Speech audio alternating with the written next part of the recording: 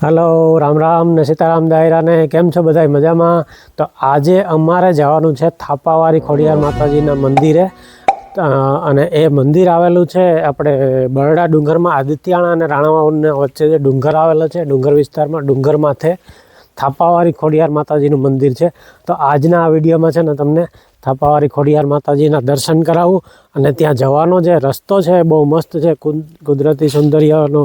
અત્યારે મોન્સૂનની સિઝન છે તો બહુ મસ્ત હરિયાળી હોય છે.